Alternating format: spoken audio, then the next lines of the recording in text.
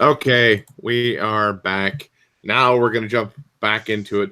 Joe just gave us his review of Freedom Fighters. If you heard that, I'm not sure if Joe actually wants to go back into it or not, but we can jump back to Mike.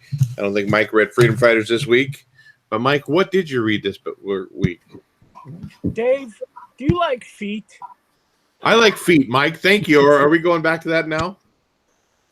Well, it's the awkward. It's my new segment. It's the awkward question of the night.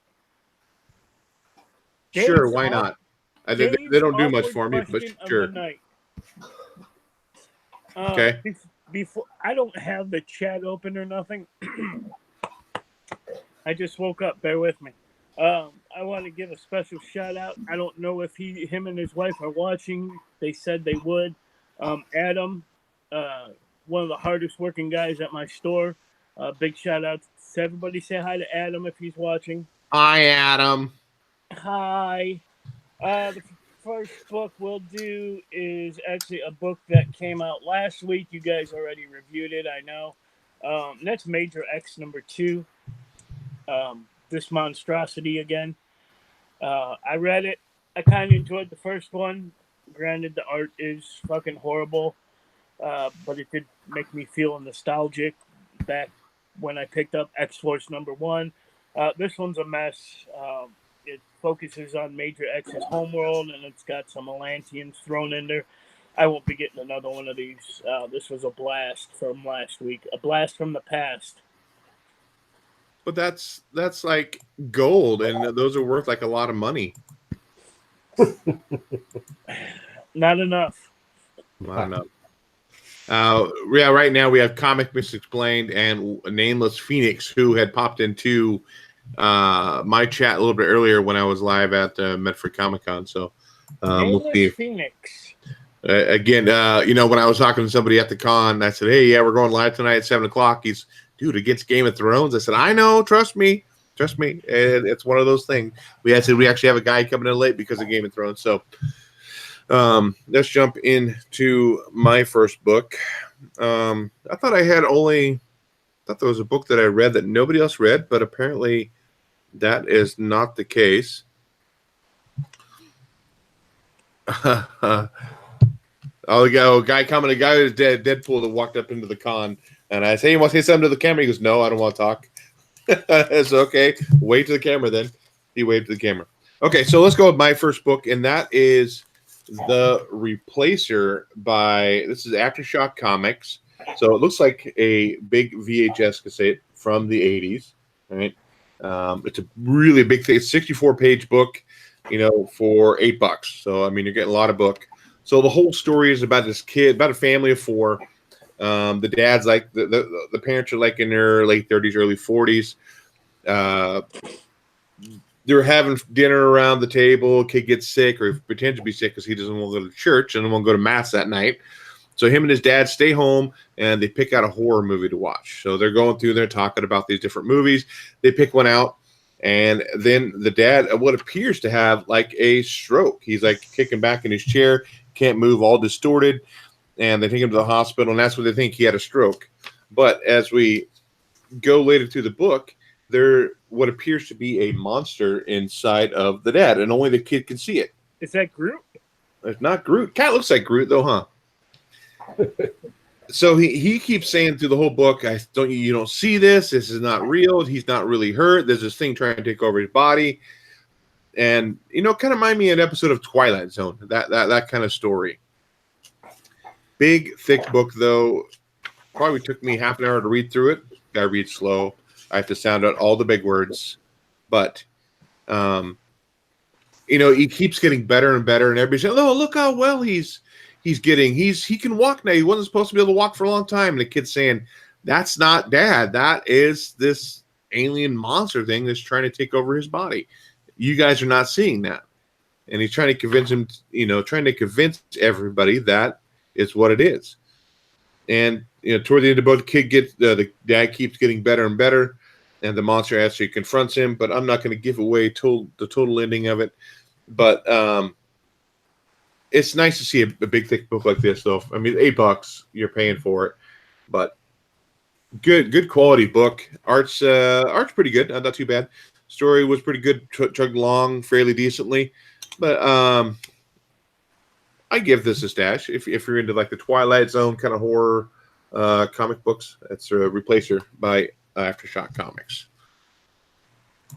And we'll go back to Joe. I know there's a few books that all three of us read this week, and I'm not sure if we want to hold off on them until Drew gets in here. He's busy putting his junk in somebody's sandwich, probably at the restaurant. If you want to go with your next book, you want to talk about a couple of lighter books before we, because I'm sure Drew read Thanos too. Let's blast something. Why not? We're gonna blast something that I think we can all agree on. That's Avengers: Edge of Infinity. This I don't know this writer, but they're horrible, and they need their writing license taken from them and blasted along with this comic book. This is such a boring read. I mean, like everything that somebody does, they have to over-explain it, and this is horrible story writing because it's very clunky to read. I'm listening to, or not listening to, but I'm reading to the Black Widow constantly talk about her Black Widow stingers. Like we know what they are. It's just Ralph shoot them, Macchio. right? MODOK could be a good villain, I guess, but I don't know. It just seemed very childish to me. I didn't much care for it. I thought the art in it was at best. It passes as art, I guess. But the story was just very clunky, made no sense. It was all over the place, and the dialogue, the way they said things, it's just not how people talk. And I'm mad that I bought it. It was cool seeing MODOK again. I'll give you that. Comics Mix Explained. But I just didn't think that this book gave him the justice of the cool villain that he could actually be. This almost just seemed more like a child's cartoon than it did a comic book to me. I just didn't much care for I think MODOK's supposed to be the big bad in Phase 4. Yeah, Really? big bad garbage. What were you saying, Mike? No, you just said that he's going to be the big bad in Phase 4, and I was like, really? Because I've never been a fan of the dude. No, it was called sarcasm, Mike. Oh. Dave? Yes. Did you not need to take a class on sarcasm? You're not talking, or maybe your mic's dead. No, just my soul, baby. That's just so. So, what's your next book, Mike? It's you didn't read Avengers Week. You were holding it up, but you didn't read it because I just flipped through it. And okay. It looked fucking boring. That's my review. It just looks boring, but I'll still read it later. I haven't read it yet. I have it too, but I haven't read it yet either. I was too busy prepping for the con today and getting all that stuff ready to roll. So if you caught the part of the con this morning, I was there for 4 hours sitting in a booth. What con were you at, Dave? I was at the Medford Library Comic Con. It's a free con they have. It's the 5th annual one, so they have this the fifth year they've had it. It's all free too, which is nice. A lot of vendors there, not necessarily all comic book vendors, only like a handful of comic book vendors, but it's kind of a cool place to go and get your geek on, I guess you so to say. Did you pick up anything good? I am broke. The first, I get paid once a month, and that's on the first. So toward the end of the month, I look at my last week of the month and I go, okay, I've got my gas money, I've got my comic book money. That's all I need. Comic book, coffee, something to eat, comic book. Sorry, it goes that way. You want to talk about your next book, Mike? Since you talked about Avengers, but I'll if you want to talk about it, go right ahead. Oh, if you want to go, I don't have that many. I could talk whatever you want, Dave. You're the boss. I'm not the boss. I didn't pretend I'm the boss. I'm like Tony Danza. I clean your house. Ghost Street #1 by IDW. So this has a ghost and a tree. No, I'm just kidding. All right. About a young kid who's living in Japan with his grandfather, and his grandfather walks him into a forest and says, what does he say, Dave? I don't know what he says, but You don't remember what he says? He walks him to a big tree and tells him to come back 10 years after he dies. And then it fast forwards like 10 years, and the kid makes a trip from America, goes back to this fucking tree, and there's the ghost of his grandpa and all his ghostly friends. And this book is a blast. It's not my thing, so I didn't like it. And then there's creepy ghost guy with, I don't know, the Grim Reaper maybe. I don't know, the guy on the front hanging out in the tree. Yeah, they don't really explain anything about that guy. They just kind of show him in a few panels, pointing, almost like Death from Thanos. That no verbal dialogue, no, is he good, bad? They don't really talk about that at all. So yeah, the grandfather tells the kid two things, because the grandfather's watching the kid play, and oh, you got me, playing like little swords or whatever, spaceships. Oh yeah, it was a little creepy. He wasn't like come creeping. Into the forest with me, young man. Yeah, let me show you this tree. So yeah, he showed him the tree, the ghost tree, and he tells him two things. He tells him to always remember your childhood memories and all the fun you have, and come back to your 10 years after I pass away. So yeah, it kind of talks a lot about his relationship too with his wife in America. His grandmother is constantly saying, a husband should never travel without his wife. That's the whole Japanese customs and the relationship with that versus, America's customs and stuff like that. And he says he's trying to work it out with his wife, but I'm not sure that he found a picture of a girl one night. I'm not sure if that's an old girlfriend or what that is, but she ends up showing up later at the end of the book. But I think I'm there with you, Mike. If it was a trade and I found it in a gutter somewhere soaking wet, I might pick it up and read it. But I don't think I'd buy it anymore. Not that it was a horrible book, and the art was fine, story was fine. It's not really my cup of tea, though. So, Ghost Tree, unfortunately, it's a blast, but it's not like a Liefeld blast for sure. But going back to Joe, you didn't read Ghost Tree, but I'm sure you read something else. Oh, I read plenty. Let me find something here. Something I know we're probably not normally going to talk about. A lot of good indie stuff came out. Let's talk about Dark Red. So, as I said in my own video, what's more creepier than vampire? Nazi vampires. That's what we got in this book. Oh my God, how cool was that? So our protagonist works at a 24-hour gas station thing. He's a vampire. He's marked his territory from other vampires. He's got some chica that has some blood disorder where she makes too much blood.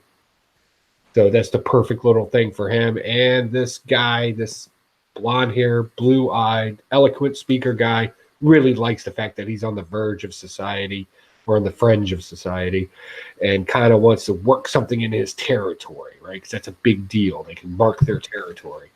So he tries to talk him into it, and come to find out he's a Nazi vampire with a truckload of other Nazi vampires on their way.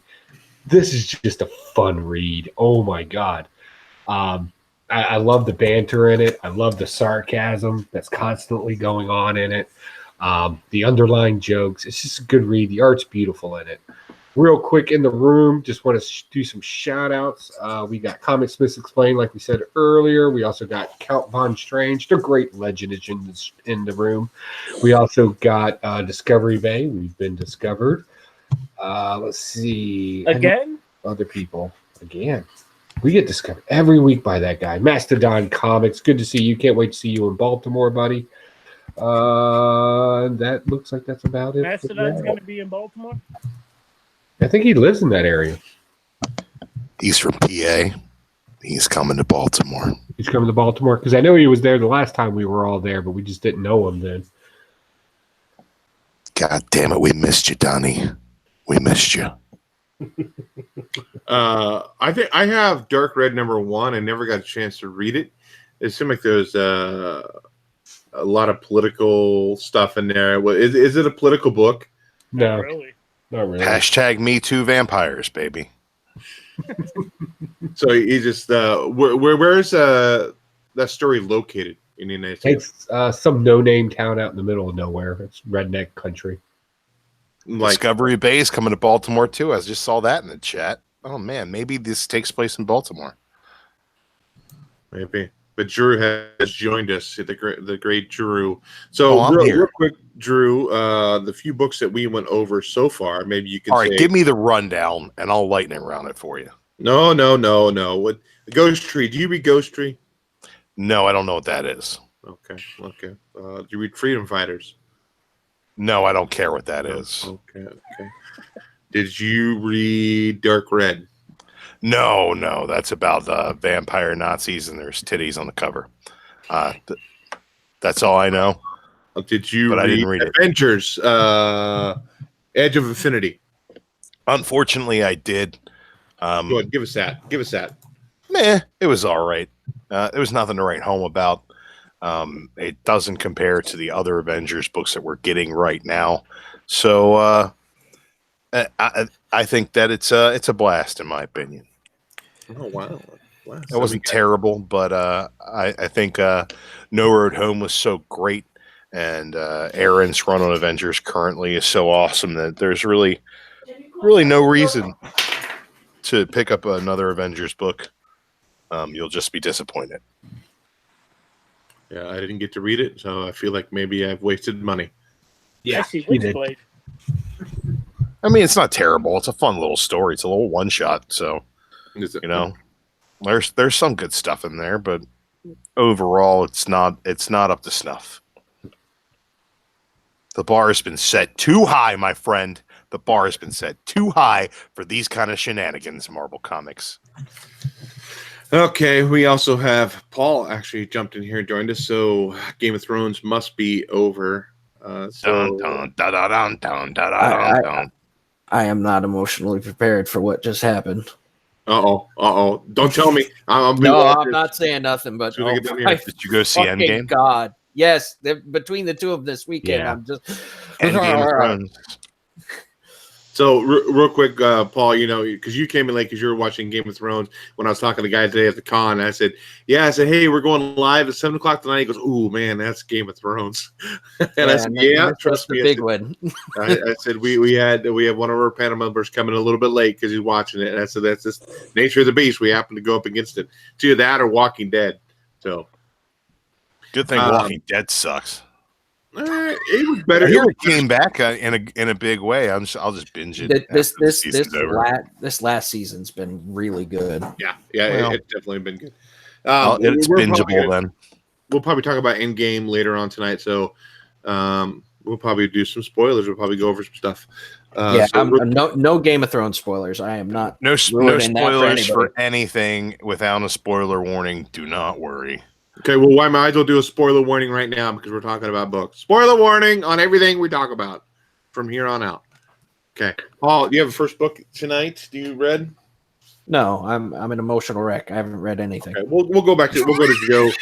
you get your. I'm gonna drink heavily to just try and deal. Okay, we'll go back to Joe and see what Joe's got going on his end. Got a Achilles. This has turned out to be a pretty good book. Basically, what we got here, sometime in the future, I believe it's 2026. Yep. I believe that's pronounced Achilles. I'm sorry. I'll wait. Go ahead. What was that? It's pronounced Achilles. Oh, good Lord. You and words. I'm going to send you to school, buddy. It's good to have everyone back together. So what do we got here? We got sometime in the future some superpowered beings. They're pretty much taking over all the paying jobs out there because they can do it faster, better, cleaner than the standard people. We got some turmoil going on about this because their jobs are getting taken. They took their jobs. And now we got this private detective who kind of comes up with this plan that, just because they're superpowered, they have a weakness. So he kind of finds out these weaknesses and kind of screws them over to get people back their jobs. So this is that constant thing, doing something bad for a good outcome. It's kind of interesting how far they'll go. I'm liking this. I like the little undertones in it. I'm definitely going to be picking up some more of that. That is definitely a hard stash for me. I am enjoying it. Before I know Mike didn't read it, I read this as well. Yeah, so it is 2026, not far in the future. Essentially, they're like mutants, from what I gather. And they're taking over job. And you got these other people who are pissed off that the mutants are taking over their jobs. People complain about migrant workers coming in, essentially. Their jobs. Ransom Young, that's the main character name that runs Achilles. Yeah, and he ends up meeting with this group that want to take out the Power Core, who is essentially the people who control all the boosters, is what they're called. They know when one of the boosters gets killed and gets flatlined, they show up and go, "What the hell happened?" So they know everything that goes on with all these powered people, and their plan is to take out the three biggest guns in the Power Core in order to try to knock them down, and they end up doing it. And at the end of the book, the guy gives a middle finger to the Power Core, getting ready to go to war. That's what he says. I don't know if I'd pick up issue 2 or not. One thing I will say here is, Marvel and DC can take literally a page from Source Point Press, really low publisher, small publisher. They have great paper quality. Why can't if a small publisher can print out such a good paper quality, why can't Marvel and DC? But that's my biggest thing is great quality book. But I don't think I'd pick up issue 2 though. Drew, how about you read Achilles or Achilles or whatever you called it? You guys must not watch Vines about people mispronouncing things on the Wheel of Fortune and getting shit Vines wrong. Are dead, man. Vines are dead. Nah, man. Vine compilations are still alive and make me laugh while I'm on the toilet. No, I did not read Achilles. Paul, did you read Achilles? No. Nah. Emotional wreck. Emotional wreck plus I set up a new whole setup this weekend. Yeah, man, it looked nice. Oh, I forgot. Yeah, your new backdrop. You said something about that earlier. Did you happen to catch my tobacco of me trying to use OBS again live tonight? No, but I'm gonna have to. I just saw some stuff in the chat about it, and I was like, oh, I'm gonna have to check that out later. Yeah, it wasn't like horrible. I thought, you know what, I'm gonna try. I did such a great job at the con today with OBS. I'm like, you know what, I'm gonna try to get live tonight. Did we get some more OBS induced Tourette's? I just said, you know what, Joe was giving it his review, and it was kind of cutting out, buffering. I said, nope, Joe. Okay, sorry, Joe, we got to stop this. So we stopped it real quick and got back in here. So, Mike, your next book. I did read Dark Red, and that also was a thumbs up from me. I know Dave skipped over me. Did I? I'm sorry. I feel like my entrance to the show really took a lot of steam out of that portion. I apologize for any sort of shortcomings that your time might have received due to my star power. I apologize. Joe said really all there is to say about this book, but I just want to point out this cover. Once again, absolutely great cover. Just take it all in. Bloody Titties. boobs. Bloody boobs. Haunted ass titties. Hashtag meat and potatoes. But I did also read Venom number 13. 13? Yeah, 13. This was my co-pick of the week. The War of the Realms comes to Eddie and his son. As you guys know, Eddie doesn't have the Venom suit anymore, but he's still able to hold his own against some, I don't know, I guess they were trolls, especially when his son is threatened. some evil Asgardian witches offer Eddie a dreamstone, which gives life to dreams, fears, weapons, whatever the user wants. Eddie takes it and conjures himself a new Asgardian Venom suit, which Pocan Joe actually showed off in his most recent video, and it is fucking badass. And then Venom goes kicking the shit out of everybody. I love the fact that Eddie has to care for his son now. The art is stellar. I'm stashing this. Co-pick of the week right here. And Kate's wasn't on that issue, right? No, this is a Cullen Bunn filler arc. Yeah. Yeah. Okay, Drew, what do you think of Venom? Look, you're holding 2 covers up there. Good shit, man. I got the Leon Hook, or the Hook Gam Lee, or however you say this man's name, or lady's name. I don't know. Somebody painted that. And I got the A cover here as well. Yeah, good stuff, man. The art in this was, oh geez, who did that? It was Coelho. I'm not familiar, but it was really good. I liked it.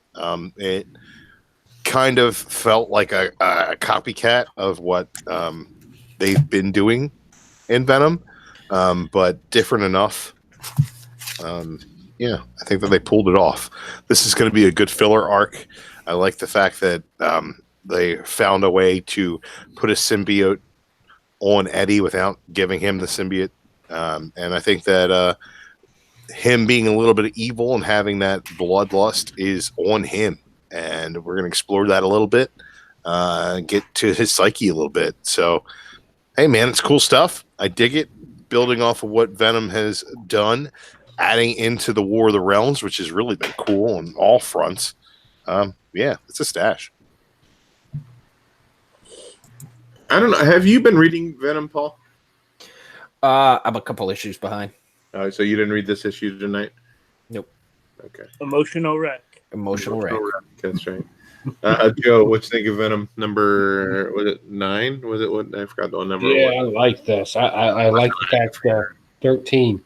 13. Yeah, I like this. I like Venom being thrown into the War of the Realms. I wasn't sure how I'd feel about that to begin with, because, again, we see this where just too many characters get involved, and it tends to get a little clunky. But this worked because it kind of separated them outside the battle in their own thing. That made a lot of sense. Love the fact that the kid being played into it and him questioning what it's, I don't know how to be a father. I guess just do the best I can. And then he kind of comes to that conclusion that I'll do anything for this kid, protecting him wise. I thought they kind of took a cheap shortcut with the witches and the crystal and giving him his venom powers back. I thought that was a little chintzy, but it worked because, we don't want to spend an entire issue of how he turns back into Venom. So that worked out in it. Plus, the Venom character in it looks badass. It just looks terrifying. And that's great. I think that fits right into it. So, yeah, I'm liking the way this is going. I really like this kind of underlying subtlety of, somebody who didn't know he was a father and now is a father and his responsibilities as such, but he still has this badass nature inside of him that we all know, the Venom that we know. So, yeah, I'm definitely digging this. I'm kind of curious where this is going to end up. So, yeah, I'll be following this for a while. This is a stash. So, I know it's like this issue and the next issue are the tie-ins to War of the Realms. Do you think you're going to need to read these 2 issues in order to jump back into the original story of Venom? Is it part of that whole story arc, or just something almost like a totally separate arc for 2 issues and then jumping back into the regular Venom? I think anything that they don't. Yeah, anything that you would need to know, I think they'll just cover in as much as, the first panel of the first page. I mean, I think that there might be some development here, but I think it's more going to be exploratory and just action-packed and show you a little bit of what he's got going on in his head. Yeah. Okay. Who started that book? That was Mikey that started that book. So let's go. Oh my goodness, let's go with this. I think this has been a fan favorite for a while since it's been out. Of course, that's called sarcasm, Mike. Just to let you know. I got choice words for you. I bet you do. Heroes in Crisis number 8. So we find out that it was I can't remember if it's Wally West, right? That's the Flash we're talking about here. He's the one, or is it? What's worse than a rapist? Child. That's a vine for you there, Drew. I get that reference. Yeah, you'd really. So we find out here. I mean, this is Tom King exploring a little more of like the PTSD of superheroes, and he talks here. Wally West is trying to run away, trying to get away, trying to be alone, away from the other heroes, so he can kind of try to stop and think. And the other heroes actually come out of Sanctuary, and he like explodes and kills all these people. I base it with, like I said, I think he's basing it mainly on PTSD. And I think depression kind of goes hand in hand a little bit PTSD. Maybe I could be pulling, maybe somebody else might be able to speak to it a little bit better. But he says, well, everybody else seems normal on the outside, but he realizes kind of everybody is dealing with something very, very similar.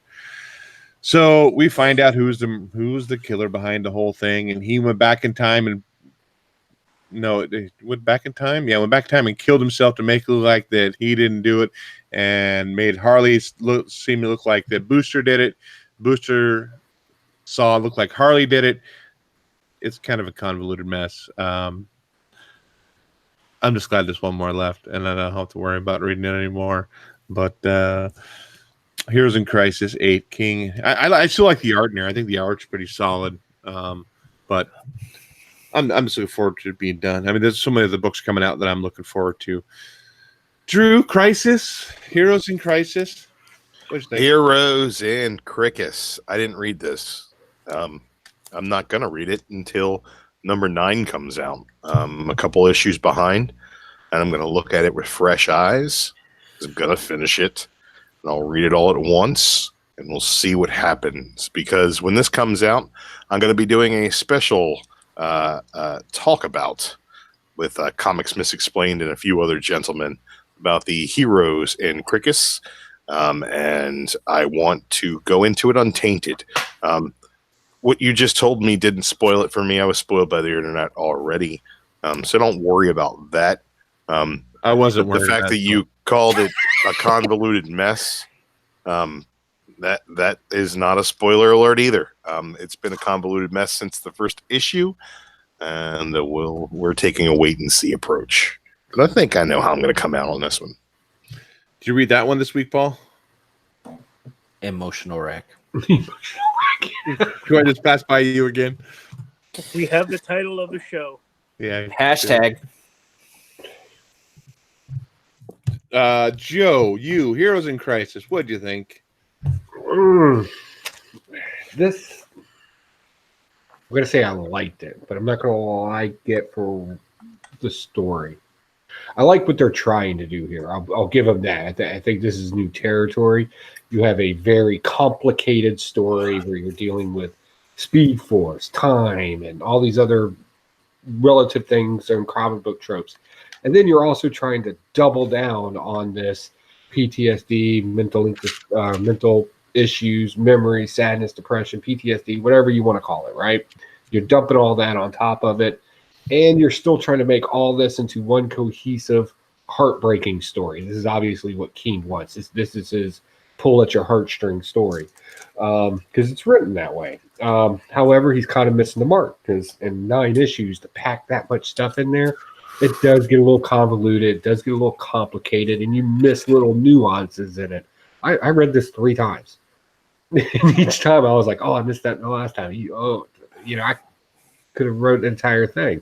I think what King didn't do here very well is this is not a comic book story. I think that's my final conclusion of this.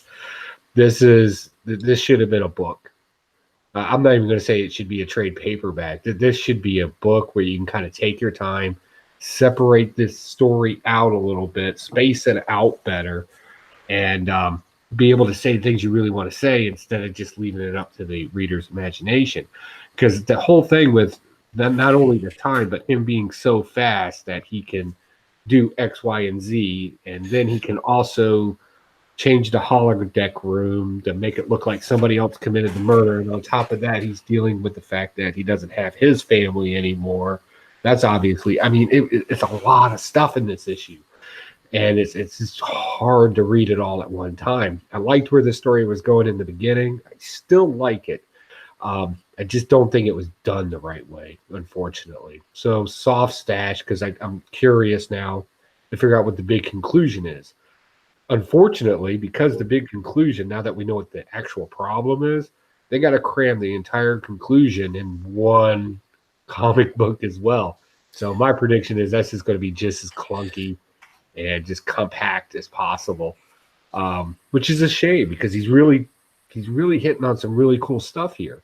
But it's so dense that it's just hard to read through. I remember reading the previous when this first was getting sent out, and it was an interesting concept. Superheroes dealing with PTSD, which was something that I don't think I've really even read. I mean, they might have touched on it on other stuff, but nothing this in depth with it. But it's like I said, maybe there needs to be a little more in depth in the whole story. But moving on to Drew and your next book. Oh man, I get to pick a book to talk about.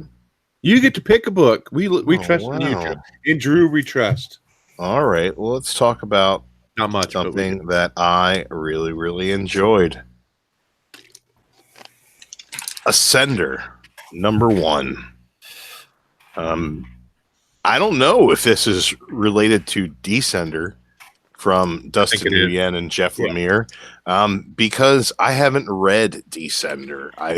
I'm collecting those issues, and I plan on reading it when I have all the floppies. I'm missing a few out of the first 6, so we'll see if I can find those somewhere and get on Descender. But it's absolutely beautiful. This is the same art style. This is Nguyen's art. Dustin Nguyen is fantastic. This is the story of a world after the robots, where Mother is this weird witch woman who flies strange animal spaceships, and it's just really off the wall. But I dig it, and this goes pretty deep. I don't want to ruin it for anybody who hasn't gotten a chance to read it yet. But if this cover looks like something you'd be into, pick this book up. That's all I'm saying. Don't judge a book by its cover. No, you can judge this book by this cover because the art is the same inside. And this is pretty much the story of a little girl staring at the sky and wanting to know what things were like when there were robots around. So pretty cool stuff. That's a stash. All I need to know I'll probably pick that book up is the cover. It says Jeff Lemire on it. Jeff Lemire written, Dustin Nguyen art. Yeah, in the chat we have a couple new people, maybe only one. He's been chatting it up pretty good. Caleb Comics Smurf Murphy. Caleb is awesome. Check out Caleb. He's doing live streams all over the place. He's always popping up, and when you least expect him, like a goddamn whack-a-mole. You've been showing up as much as JD lately. Yeah, it's true. Paul, do you have a first book? You haven't even talked about a book tonight. Are you still emotionally distraught and we just passed? Emotional wreck. Okay, I guess we're still moving on and back to Joe. Oh, I got to talk about things now? Yeah, okay. Since Paul's an emotional wreck, he's just kind of... Let me go ahead and pull my pick of the week as far as indie comics go. And that's Electric Black #1. Man, this is good. If you're a fan of Tales from the Crypt, where they had several different stories with an overlying story. If you like Friday the 13th, the old series, where it had the antique shop with all the, or not antique shop, but their evidence room with all the antiques in it and things along those natures. This is a great thing, This is a great thing here because basically we're dealing with like a pawn shop of some sort. And everything has a story attached to it. And there's this kind of overlying deal that's going on with the shop. 2 great stories in here. It's really kind of a unique storytelling too. I really am digging this. It's kind of fresh. kind of new. Really enjoy this. I'll definitely be picking this up as long as Scout's really been kicking it this week. They got a lot of good books out. So this was just good. The art in it's fantastic. Some more exciting stuff coming up in that as well. They kind of hinted towards Jack the Ripper. And then if you kind of look in the background with everything else going on in there, you can kind of see where they're going to take some of these stories. So I'm kind of excited about that. But yeah, pick of the week, definitely pick that up. No, it's not going to put your kids through college, but you'll sit down and smile a little bit while you read it, no doubt. Yeah, I can't add much more to it than what Joe said. Yeah, very much Tales from the Crypt kind of story. You know, you have the main character, Julius Black, who's the owner of this pawn shop, and he's kind of the crypt keeper. He said, "Oh, that piece you have there's a story behind that piece," and he goes into the story. I mean, I'm not going to give too much away the story, but first story has to deal with sailors out or fishermen out on the sea. They come across an abandoned ship, and there are rats wearing human skin. I'll leave it there. And the second story has to deal with an old a snake salesman, oil snake salesman, who finds this old book with a potion in there that gives you youth, but you have to take it like once a month, but you have to beware of the red moon or the blood moon. And I mean, the stories were good. To me, this kind of stuff is more formatted for like a TV series than a book. I'm not saying, again, it's not horrible. I don't know if I'd spend $4 on picking up issue 2. That's just my personal preference. I'm not a big horror comic book guy, but it was good. It was good. I enjoyed the stories well enough, though. Moving on to Joe. Not Joe, sorry. Mike's holding up Batman Adventures. That's an old book. That's a free comic book day edition. No, that's the first issue. I have that one. Yeah, so do I. I have 1 through 28. Is it? They had this at my shop for less than $5, so I grabbed it. Oh, I got mine. That's about right. $3. $3. I got Adventures 12 too for $2. Well, that price was about right. We not long ago. We didn't know that. Here we go. Huh? Fuck stick. Fuck stick. What? But that's only what Batman Adventures 12, and it's about the 12,000th fucking time you've told us that. I'm sorry. I'm proud of that. I'm proud of that. Joe hadn't heard it. He'd only heard it 10,000 times. So. Joe hasn't heard that story yet? I don't know. Go ahead, Mike. Your next book. My next book is my other co-pick of the week, and that's Spawn. I want to talk about Amazing Spider-Man 129. Okay. Oh, here we go. Go ahead, Mike. Here we go. Spawn, bastard. 296. I talked about this in my video. I recently just got back into Spawn. I stopped reading back issue 25, 30. And this is basically a recap of the history of Spawn. And it's just that. If you like a wordy book, this is not for you. Let me show you some of the stuff going on here. It's wordy. It's got that art all the way through. And it just, like I said, tells the history of what's been going on in Spawn. And this is just part 1. And it catching readers up to number 300, Road to 300. And it was amazing. The art's amazing. Good stuff.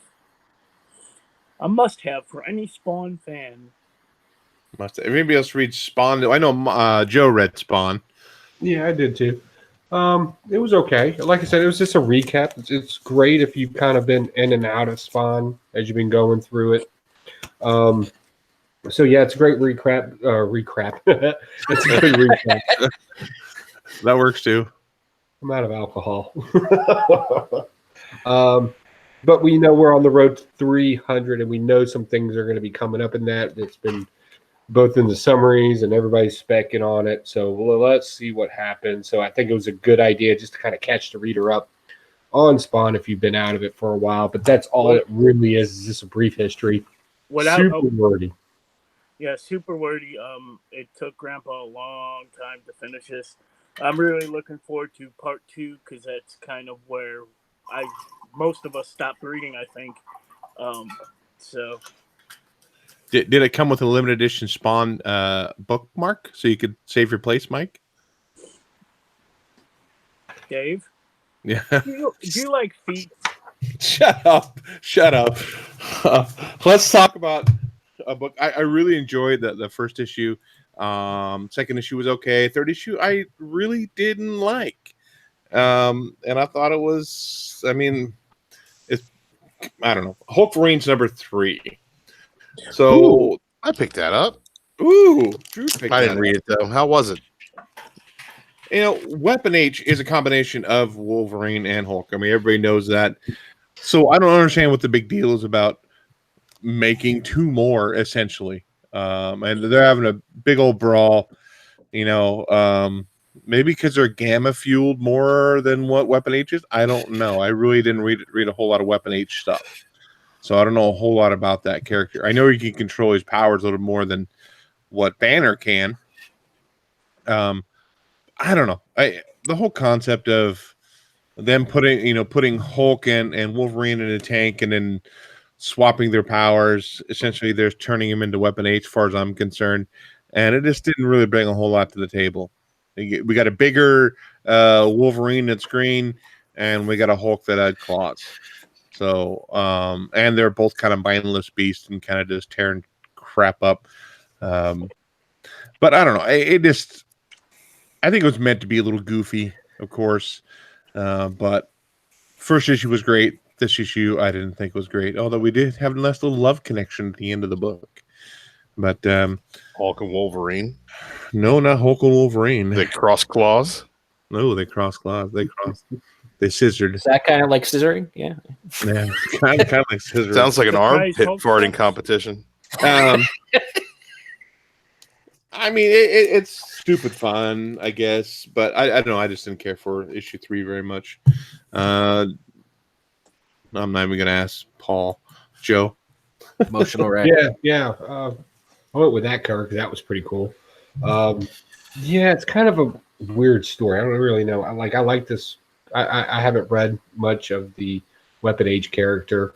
I don't really know much about him. I tried to pick up a couple of issues back in the past where I could kind of just get caught up on the character itself. Apparently, it's your struggling hero looking for a redemption because apparently he was a monster at one time. Same story we've heard with the 2 characters that he's actually working with. So that was pretty interesting. So yeah, I didn't know the Weapon Age character could shoot off a claw. I thought that was kind of weird. Like shot it. I did that when I got home from work. I'm sorry? Shot off a claw. Yeah. Yeah, he's like, yeah. I don't think he did that. I think that's something else he's talking about. Hey now. But yeah, I don't know. I thought the little love story with the leader and whatever that doctor lady's name is, that's funny. I think that was kind of supposed to be the tone of this. But with all the action and everything going on, there's a lot of great stuff going on in it. But, it was pretty cool. Real quick, going to the chat. Hey, Jason Smith, welcome to the room. Who dat Comics in the room? What's going on, brother? And we also have DS Comics above. DS Comics in as well. Yes. Yep. Legend, I loved Freedom Fighters this week. I did. If you watched the first time we tried to do this, I did a quick review on it. Great monologue in there about the spirit of 76 and all that. That was this epic book. I'm not going to get back into it. But yeah. And thank you all for showing. Appreciate you. Yeah. Mike, did you read Hulk Marines? I don't think you did. No, I haven't. I haven't read it yet. But everything, the issue 1 and 2, it's just plain stupid fun. So, I mean, it's called Hulk Marines, for fuck's sake. Yeah, of course it's dumb. I get your point. Okay, Drew, give us your next book now that I've talked about Hulk Marines. Oh man, you talking about Hulk Marines was great. Mm-hmm. I think we gained like 40 viewers. Yeah. They all left when you stopped talking, though. Yeah, is that what it is? Yeah, they were done with us. They were like, oh, that Huey guy, he's done. Fuck it, we're gone. All right, but they're going to miss this, man. Thanos, #1. I got all 3 covers that I could find. This Ron Lim is pretty darn pretty. Ron Lim. Yeah, Ron Lim, and this is the Olivetti cover. Olivetti did the interiors, which were really good. This is a Teeny Howard story, and I thought it was fitting for the character. Thanos is badass. He was badass in this. He's just waiting for people to kill so he can find Mistress Death to figure out which direction he's going. He's kind of meandering through his pirate lifestyle pre-Infinity Gauntlet. He's got himself some Gamora. He finds her, and the reason he takes Gamora... You're right there, Chief. There's a pube on my phone. I bet there's a pube on your phone. He takes Gamora under his wing because as a child, when he found her, she is the only other person he knew that could see the face of death. Of course she could see the face of death. She just saw her entire family murdered in front of her. So this is narrated by Gamora. This is good, man. I'm liking this. Another solid Thanos story. Stash it. Emotional wreck. Okay, Joe. Thanos #1. Yeah, and I kind of went into this with an expectation, and I'll be honest, maybe I shouldn't have. This Thanos just doesn't seem as cool to me. You know, you had the very sadistic Thanos back in the day, you know, when he rode his helicopter around that said Thanos on it. Why that? I don't know. But and then the Thanos copter, of course it has. Right. And then we had the cinematic one. You know, I just saw Endgame tonight. We saw this just really chill, cool, not really a bad guy, but does bad things, right? And then this one just didn't kind of, I don't know, it's kind of like just not there. It just wasn't there for me. Great story, though. Totally bought off on it. That's great stuff. I would rather not go back to this whole death thing and Thanos, but if that's where we're going to go, that's fine. Just beef it up a little bit, I guess, is what I'm asking for. Put something in it. I don't know. It just seemed like it was a little lackluster for me. I'm not saying it was bad. I'm going to stash it because I love Thanos. Maybe we'll see some sort of evolve. We know we're going to get some Gamora being, we get to watch her kind of grow up and be vicious. That would be kind of cool.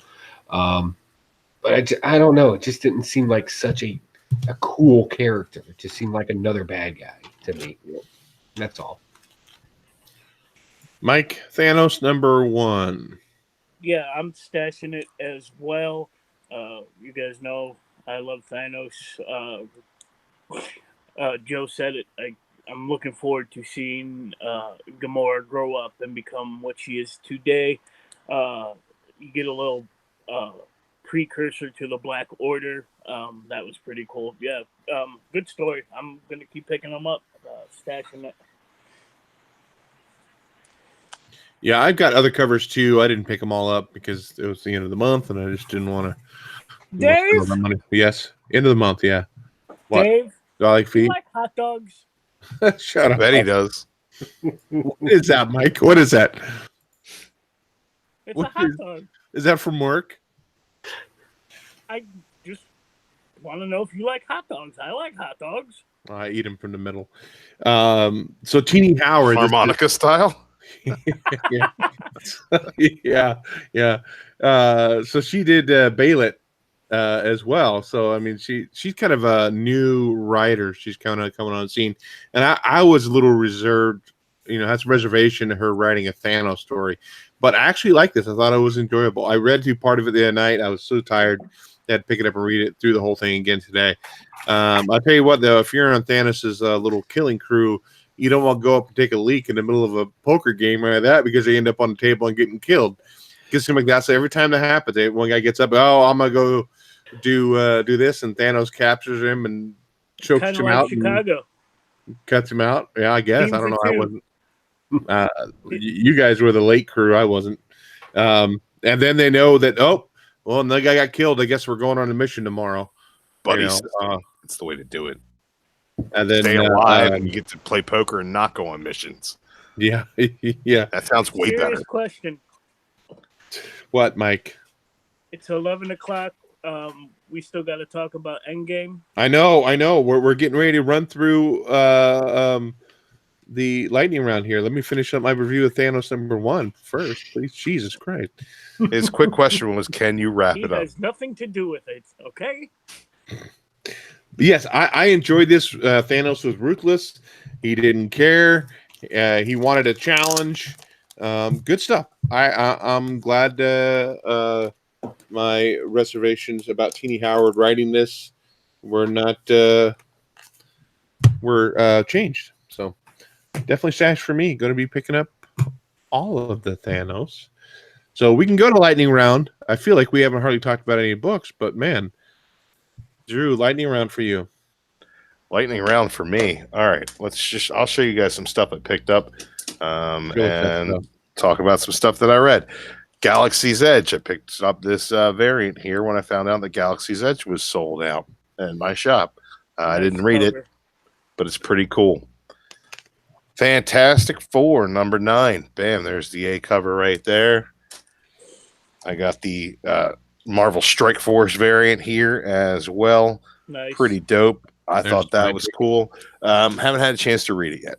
Avengers War of the Realms tie-in. This is Squadron Supreme fighting frost giants, trolls, and shit. Pretty badass. Moon Girl and Devil Dinosaur. Bam. Must be a Spider-Man tie-in. I haven't read it yet. Just realized it was in my stack. Dr. Aphra, #31. Aphra is the best Star Wars book out there. If you're reading Star Wars books and you're not reading Aphra, you're doing yourself a giant disservice. This is continually good. Check it out. Amazing Spider-Man, #20, The Hunted. What has Spidey got himself into now? He's going to be hunted. All the lizards in here. At the end, there's like vampire creatures gonna eat him, and spoilers, he's gonna be hunted. Oh, fuck off. This is Humberto Ramos on the art, so it's still beautiful. Pick it up. Yeah, Mr. and Mrs. X. Somehow this book is fantastic. Don't tell me how a Mojo-verse Rogue and Gambit book about their relationship is good, but it is. I don't know what to tell you about that. I like that Dotson cover too. I'm a fan of Dotson. Dotson's doing all the covers for Mr. and Mrs. X. That's why they're amazing. Extremists, #3. What's this look like? Does this look like Psylocke and Blob are getting ready to do it? Yeah, man, it sure does. Looks like the guy I sat next to at the movie theater that night. Oh my goodness. This is actually really good. Like, they're like the police force in this Age of X-Men. They do their thing about like finding people who are doing the wrong thing, like breeding or reading books or whatever the hell is against the rules. It's really kind of arbitrary when you think about it. But the cool thing about this story is the connection between Betsy and Blob is really cool. And the second that they find these pockets of resistance or whatever, and they basically don't realize they're the bad guys. Like, they don't know they're the bad guys, and the moment that they realize they're the bad guys is actually really, really cool. They're called the Extremists. That's not their name. They're Department X or whatever. And when they're called the Extremists, kind of messes with them a little bit. It's like, cops realizing that, hey, not everybody in the neighborhood thinks we're the good guys. So it's kind of a weird deal, and I dug it. And the Blob and Psylocke thing is just fucking hilarious to me. Detective, man, we're gonna find out who this Arkham Knight is in the next issue. And if it's the same fucking reveal from the video game, I'm going to be disappointed. But that's pretty cool, and I'm digging it. This is my stash of the week, guys, and it's just something that I read this week. It's been coming out previous, and I saw somebody recommend it, and I can't recommend it enough. This is Spider-Man Life Story number 2. This was the 70s. Spider-Man Life Story number 1 was the 60s, and this is just Chip Zdarsky doing his best retelling of the Spider-Man mythos with Mark Bagley on art. This is just classic Spidey goodness. Check this out, man. If you're a Spider-Man fan, you should be reading it. It's the best Spider-Man book on shelves right now. And that's about it as far as books go. Paul, do you have anything for lightning round? I have He's emotionally scarred. Joe. Yeah, I got a couple of things I can run through real quick. Justice League Dark. Didn't notice this when I got until I got it, but what's going on with Wonder Woman on this cover there? She needs to lay. Hold it up. Hold on. What's she doing? Is that a Liefeld cover? Yeah, right. She's huge, but we still got some good. What are they called? That's a huge bitch. You're right. It's I don't know. It's like they just phoned it in. Got some more Lords of the Order stuff going on in there. Thanatorian actions being taken. They're making everybody make a decision to be magical or be normal or die. Those are your options. It's great stuff. Great read if you like the magical realm of DC. Yeah, I'm sorry. No muggles. Goddamn muggles ruining it for everybody. Detective Comics, number 1. 1002. Pretty good there. Got some great Robin action going on in there. Big reveal coming up in the next issue. We'll see what's going on. Doll H for a Hero. Come to find out, apparently you get addicted to using this phone, like crazy addicted. Weird. Continue on with that. Let's see. Action Comics number 1010, I believe. We find out what's going on here with Leviathan and all that. And we get some secrets about the Leviathan as well. Pretty good stuff going on there. Wonder Woman, still garbage. Don't worry, it didn't let us down. Let's see here. For Independence, we got The Warning. I'm a huge fan of The Warning. This one's a really particular quick read. Like, I think most of it's just the artwork and action and stuff going on in it. Pretty good stuff. Sharky the Bounty Hunter. I'm enjoying this series. This is just garbage person trying to do the right thing. Great stuff. Assassination Nation number 2. Great stuff. Loved all the different characters in it and how they all interact with each other and try to kill each other. It's pretty awesome. Star Bastards. If you ever want to know what happened to that high school jock that was a douchebag to you back in high school, there he is. Elvira. The Shape of Elvira. This doesn't seem like an Elvira story to me. It's been kind of boring, kind of laid back. It's not as witty as she is. A lot missing out of it. Let's see here. Moving on. Let's see here. Fantastic Four. The family fought another Doctor Doom victory and got away and saved somebody's life at the same time. And we got a mysterious girl that can apparently sum up demons or something. I don't know. Amazing Spider-Man.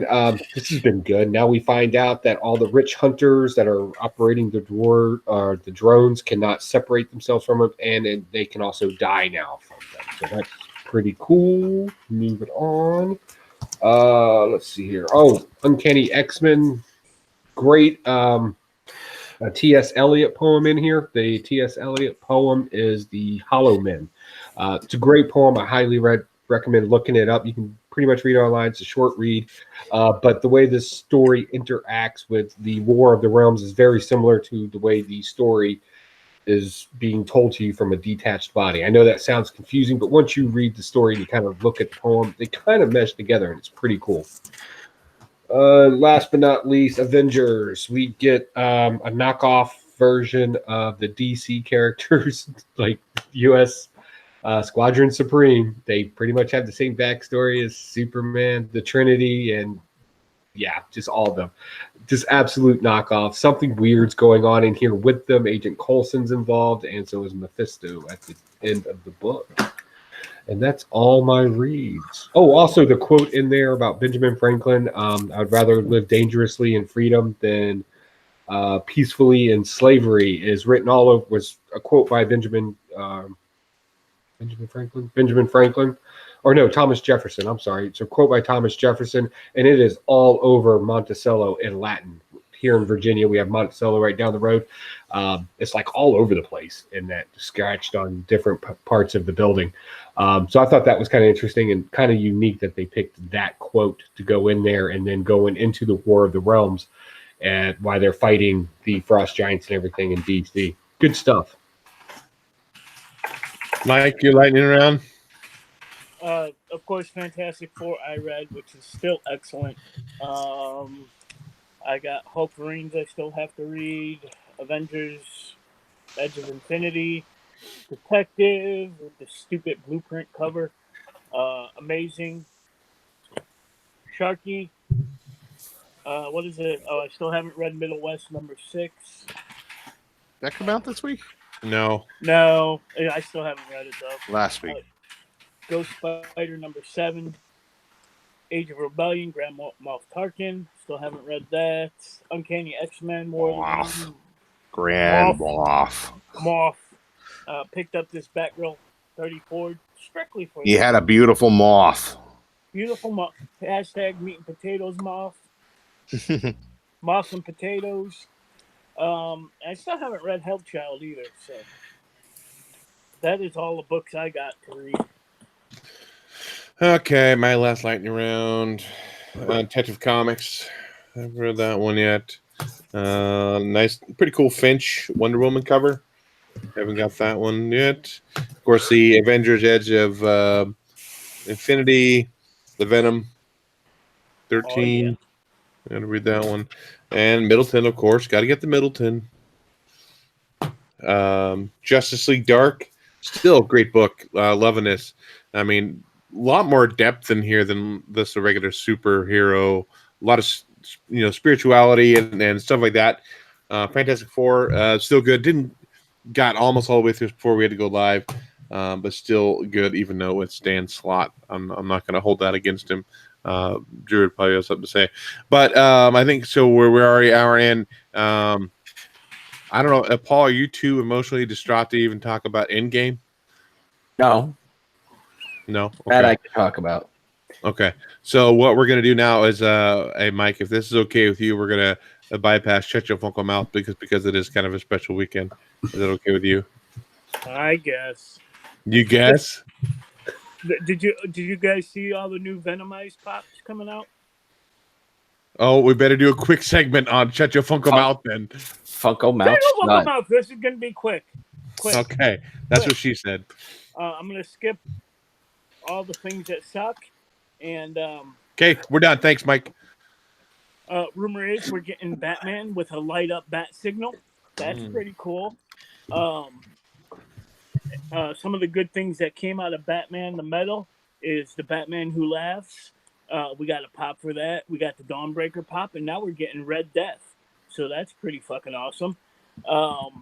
And of course, all the new Venomized pops. Daredevil, we're getting Venomized Daredevil, Thanos, Storm, Groot, Rocket, and X-23. So look forward to those. I did pick up a few pops this week. I am up to 1,099.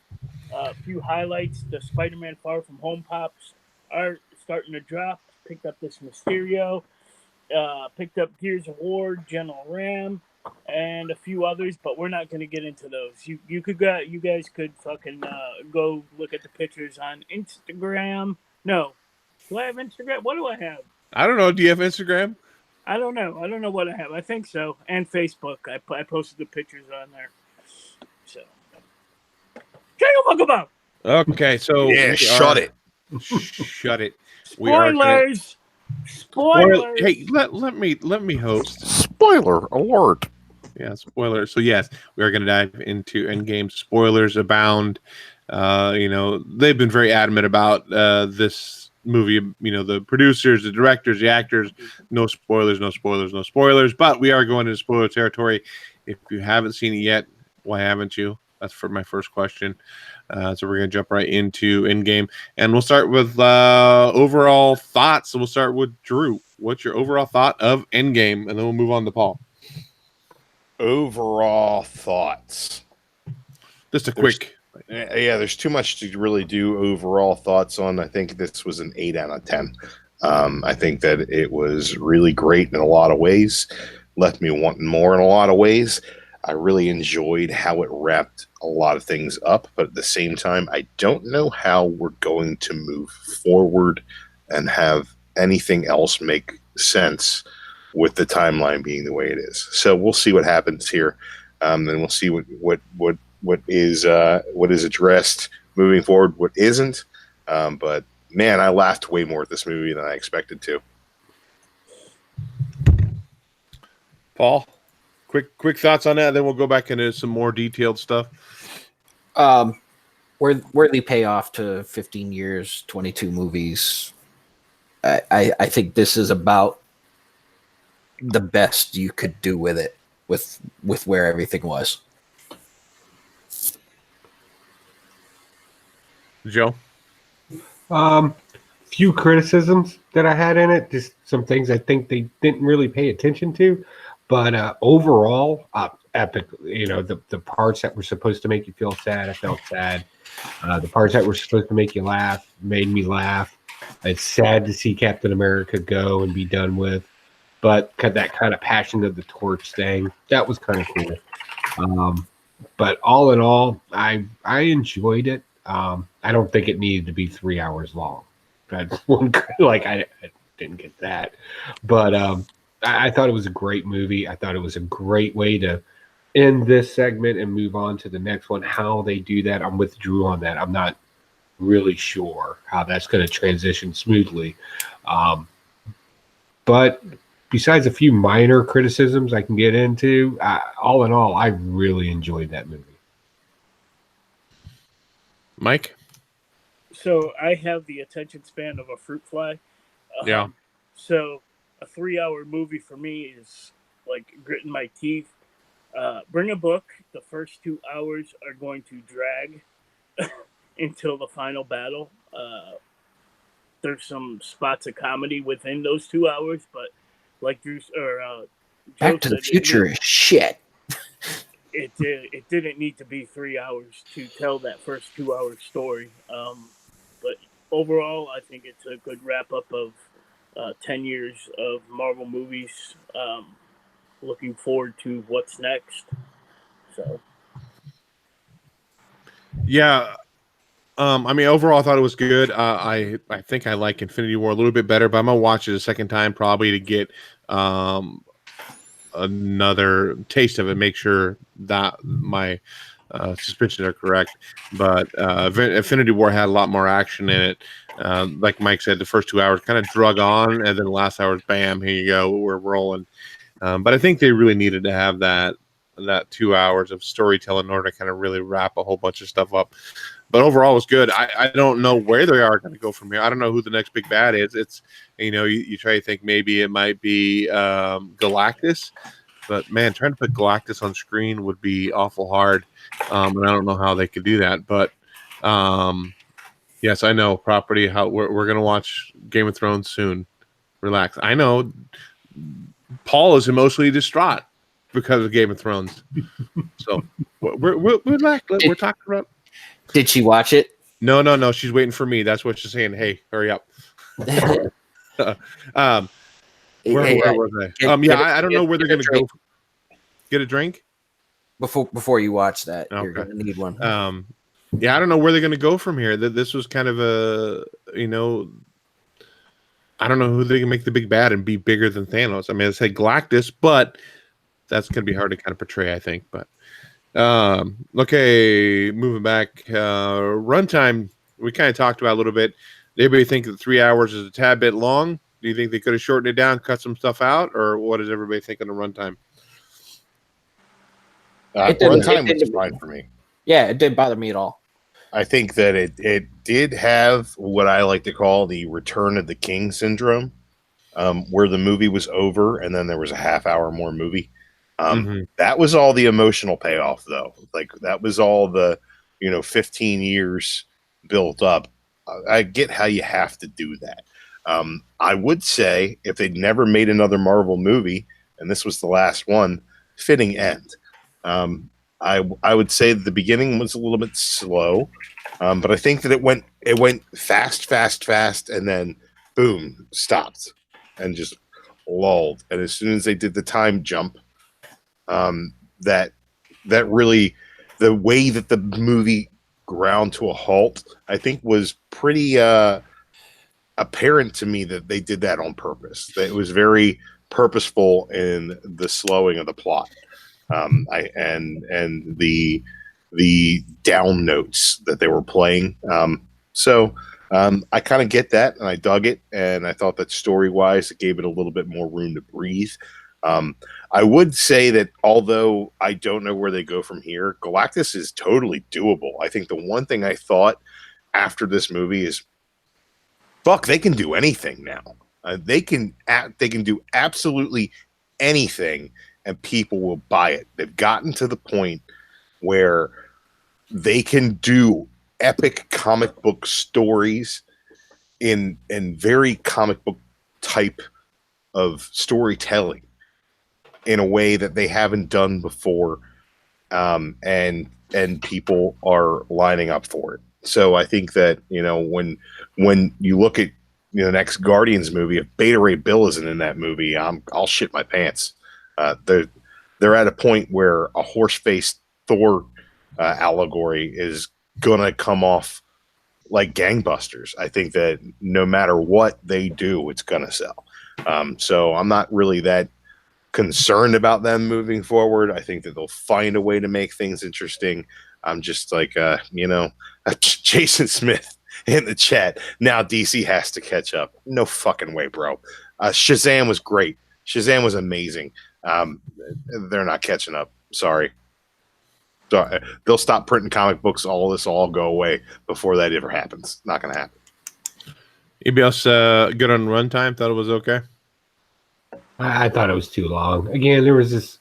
I get what they were going with the up and down and the emotional and the comedy flowing through it. But again, 3 hours. There was just some things we were just like, we're watching it. I don't know. It just seemed like, why am I watching this? You know, it just didn't seem to. It fit the story, but it just seemed to be filler. In some incidences, I remember asking myself, are they just making this long to make it long because it is the big finale? Again, I get it. I don't have a problem with what they did with it, but I mean, I just felt some of the sections just felt a little over-explained, and we didn't really need to do it. We could just skip through that.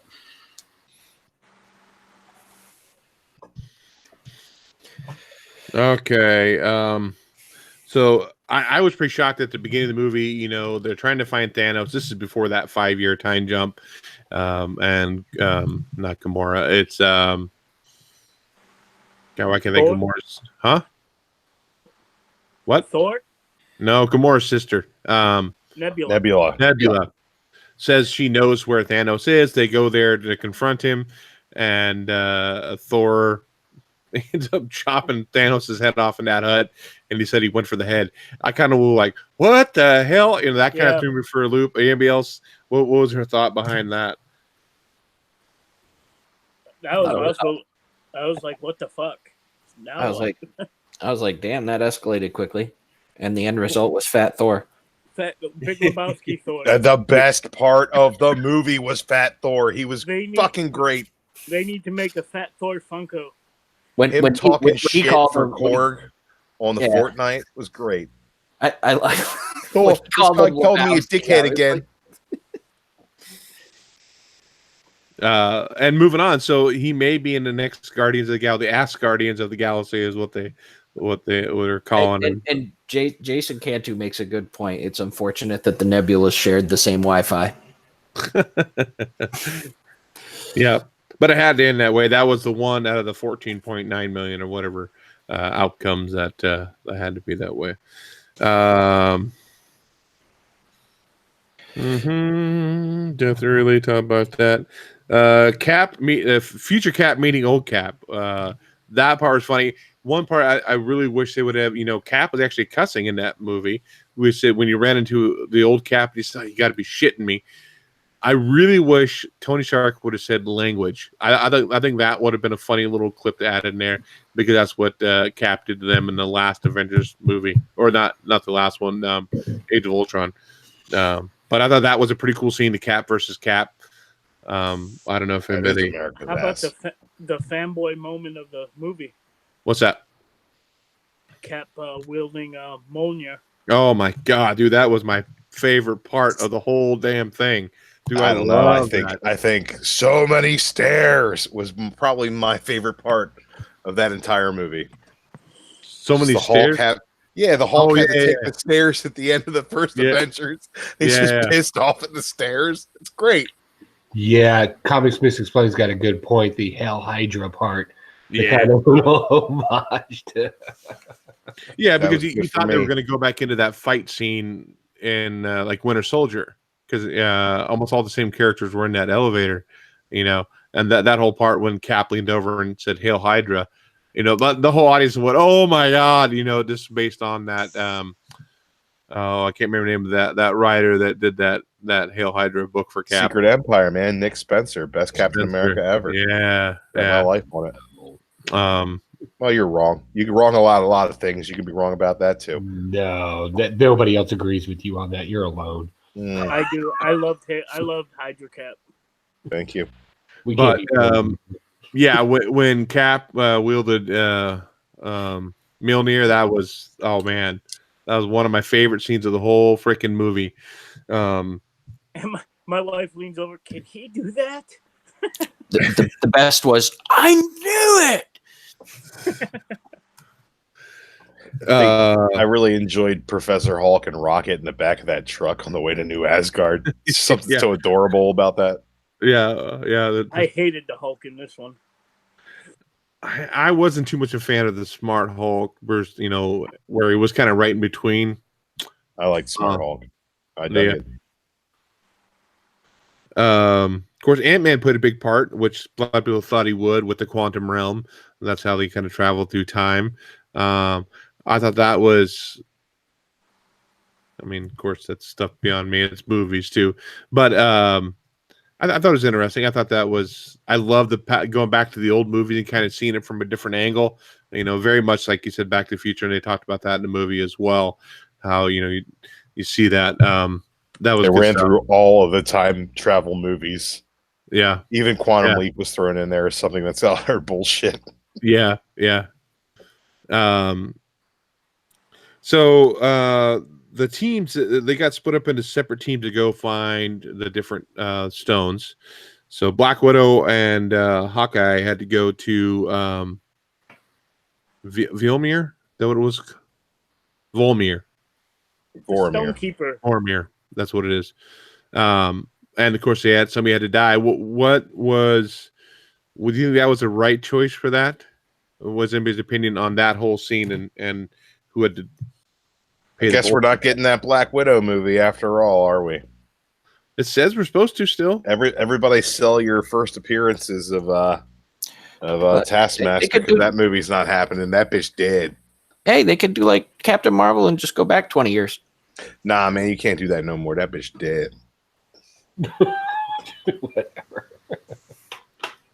Honestly, I think if they do that Black Widow movie, that's the best way to backdoor Wolverine into the MCU. Is to have him do a cameo, Black Widow style, in the Black Widow movie. Jason says it's a prequel. Yeah. It would have to be because that bitch dead. Maybe she's in the Soul Stone. Do you think anybody think Hawkeye should have been the one that died, or do you think that Black Widow's death was the poignant death? Especially for that haircut.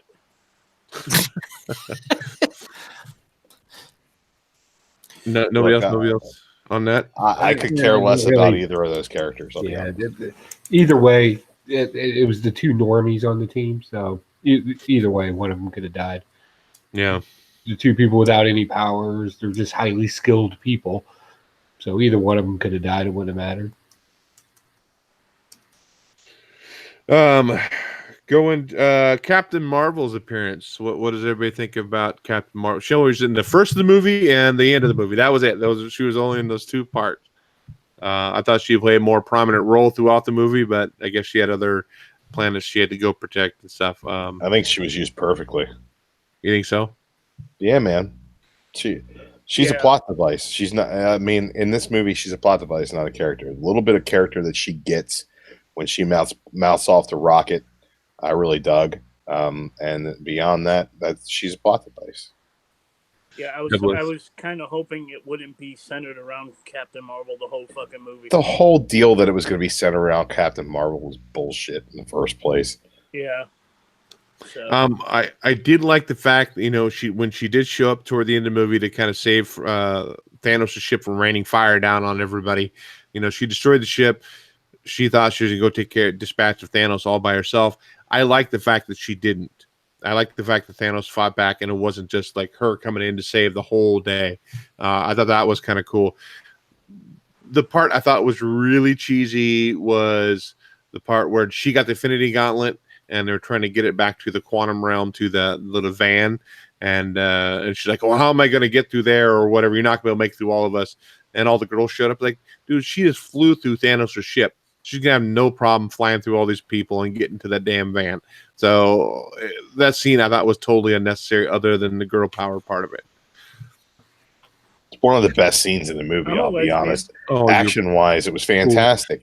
Cool. Like when honestly, that whole battle scene, that Lord of the Rings style battle scene, that right there that's what takes this from being a good movie to being a fantastic theater experience. Black Panther that one has scene never been better. Scene? Him doing like 3 different flip kicks and tossing the gauntlet around and pouncing. Black Panther, that's the best Black Panther you're going to get. That's as good as it gets there. Scarlet Witch, showed up and was a badass. That was amazing. Valkyrie on her goddamn Pegasus. That was like, where the hell did she get a Pegasus? I don't care. It was awesome. I thought it was interesting that they used that's actually a comedic trope when something's being passed around and people are trying to get it. You usually see that in like comedy movies. It's not in an action movie. So I kudos to the guys for throwing that in there because it was a relay race. I'm sorry. Little relay race. Yeah, usually you see that in like the magical or the formulas on the ground and everybody's kicking it around and everybody's trying to get in, it's getting thrown around. It's great comedy trope, but the way they used it in there I thought was really good. Even my wife and me, we kind of looked at each other and we're like, we've seen this before. We watch a lot of movies like that. So that was interesting. I'm glad they didn't make it funny. They actually made it kind of cool and it wasn't kind of just bleh. No, I'm not talking about the whole scene. I'm talking about saying that Captain Marvel could not get to that van by herself when she just blown through Thanos' ship, that going through the guys. Well, she couldn't blow through the van, so she'd have to be precise enough about it. No, I get that, but what I'm saying is that they said that she wasn't going to be able to make it to the van because there are too many of the bad guys in the way. And I thought, dude, there's no way, because she just blew through the ship. She'd be able to get to there, no problem. If she's that strong. Plot hole discussion in the chat right now between Miss Explain and Who Dat. How did Thanos transport all those troops with one little tube of Pym particles? Here's the deal, man. Thanos is one of the most technologically advanced characters in the MCU. They could replicate the Pym particles once they had them. That's the way I don't see how they couldn't. They can do interstellar travel. I'm pretty sure they could figure out Pym particles if they had a sample. Okay. Passing of the shield. Of course, at the end of the movie, Captain America is going back through the quantum realm to return all of the Infinity Stones. He bypasses his stop back to where he is, and they find out he's setting, and it shows him setting a little bench as an old. Huh? I was gonna say because vagina rules the world. Yeah, so he's sitting over there, and they end up passing the shield on, and he ended up passing it on to Falcon. My personal preference would have been Bucky, just because Bucky had been there with him a lot longer. Bucky was his friend before he was Captain America. You read those racist books. That makes sense. Oh, whatever. I knew you were going to go there, you rat bastard. No, it's he was there with Cap, Steve Rogers, when he was this little weakling. He was his best friend, been his best friend for a long time. And to me, it would have been made more sense to me to hand it off to him. But maybe Bucky didn't want that role as a leader, and thought maybe Falcon could do it better. I don't know what anybody's thought is on that either. I would have rather seen it go to Bucky too, but he was too lazy to walk to the bench. So. Mm-hmm. Nobody else. Hey man, I got a gang of first Sam Wilson's Cap hanging around this house somewhere. So I got good. one too. So Got quite a whole bunch of them. I thought it was okay. It just seems like even in the comic books, they're just kind of fading out Captain America, and I don't know how I feel about it. Even in his own book, he doesn't play a major role in it. Any other book that he shows up into, he's just kind of this advisor, counselor type of thing.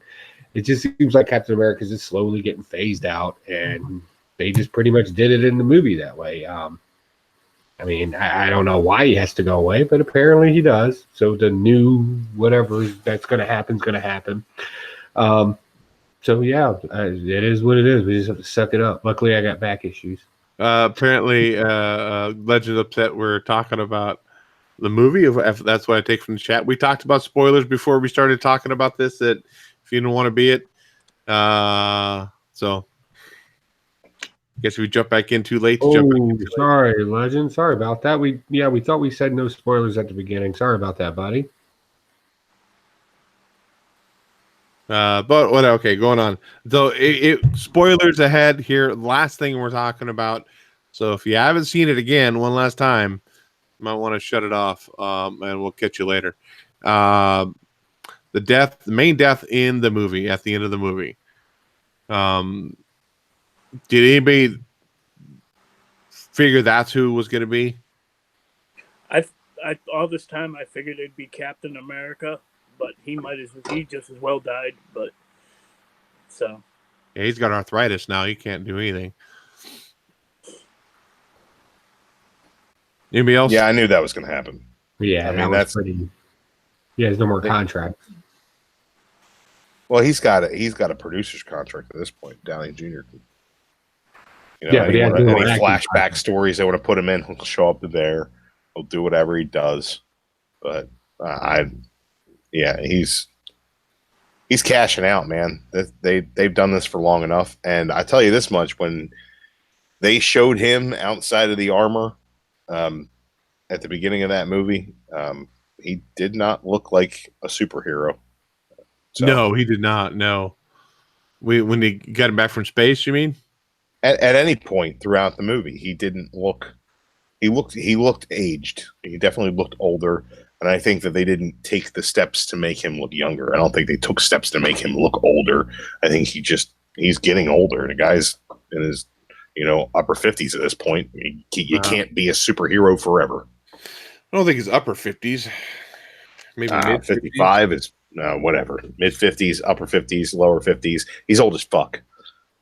Wow. 50's old? Yeah, 50's old as fuck. Are you 50? 50's old as fuck? Let's see. We'll look at 50's old. 50's real fucking old. 50's real old. Yeah. Okay. It's real old. Real old. All right. It's super old. He's 55. Yep, he's born in 1965. See, 55, that's balls hitting the water age, man. Shut up. Yeah. It's all about how you exercise there, Drew. You do your Kegel exercises and won't do it. So I just think like steep them like a tea bag. Is that what? A little up and down. So I guess so we're talking about Kegels and your sack hitting the water. We'll go to get it out of here right now. So because I can go watch Game of Thrones because my wife says, "Hey, we need to watch that crap." I was going to say, you better wrap this up soon or else she's going to go all Game of Thrones on you. Yeah. So last minute shout outs, you, Drew. Yeah, shout out to everybody in the chat who stopped on through and who wanted those spoilers. Shout out to everybody over the age of 50. Get your AARP cards, you old motherfuckers. It's just ridiculous. And glad to be back hanging out with you guys. It's been a couple of weeks. I had some shit going on left and right with my schedule. Glad to be back on Blast or Stash It, the only place to spend your Sunday nights. And Paul, who really hasn't said much throughout the whole episode, but do you have anything? Go watch Game of Thrones. And yeah, I got to do that. I'll understand. And shout out to everybody in the chat. You guys are the reason we keep doing this shit. R.I.P. my boy Tormund Giantsbane. I don't know if that's a spoiler or not. I haven't watched it. No, dude, you better not. No, I didn't watch it yet. I didn't watch it yet. No, I know, but yet. I'm just saying it better not be because he suckled the Giant's tit for 3 months. Man. They go so big and so strong. Suckled the Giant cheeks. milk is the way. Oh, my light. Last minute shout outs, Joe. Hey, thanks everybody for coming to the room, swinging by, enjoying the show tonight. Appreciate it. Love you all. Make sure you check out our Patreon site. Got all kinds of things going on there. Talk to you all soon. Mike. Yeah, shout out to everyone in the chat. Adam, if you're still watching, if you ever were watching tonight, I'll see you in a few hours at work. 2 hours. Yeah, Mike hours. up early in the morning on Monday, so yeah, I usually have Mondays off, but since I'm taking free comic book day off, which is this Saturday, I gotta work, man. I'm pissed. I'm going out with my wife and Joey's wife, and we're gonna buy shit and get free comic books. So. Okay, my normal spiel. Yes, our Patreon. Yes, I have yet to buy the Patreon book for April, but I'll be looking for that, and we'll end up drawing a winner on that our next show. I'm also doing a weekly drawing now too. So Mighty LJ is picking the covers of the week, and we'll end up giving a cover of the week away. I'll end up announcing that on Facebook. She has yet to go see the books that came out this week. I thought about adding on. I listened to another podcast. They do this on their Patreon. Let their Patreon people pick a book that all of us read to make sure we actually cover that, maybe a little more in depth than what we do cover the books here. Sure, I'm down unless they pick some Valiant garbage. Then I'm out. Well, we don't need you anyhow. Speaking of contests and giveaways, yes, a fallen member of Blasted or Stash It contacted me and Paul the other day. Yep. And he's got a bunch of books he's sending our way, and we're going to be giving those away. Yeah, for our 3-year.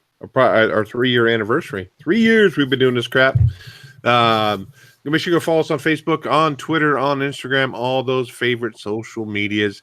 And anybody's watching who I talked to with the con today, thanks for subbing us up and coming by and talking to me. I'll be at the Metal Art Comic Con coming up May 11th. So wasn't he a Globetrotter? Who's that? Metal Arc Lemon. Yeah, he was. Was he really? Metal Arc is he was. Here in he Oregon. just died this week, I think. Oh, really? Aw, don't tell me that. Bad news, man. Gone Spoiler: too soon. Game of Thrones. He Gone got killed too soon. He got killed by a White I Walker. know one of them did. Okay, so with that, whether you blasted or whether you shash, happy reading, and we'll catch you guys next week. True man, true baby.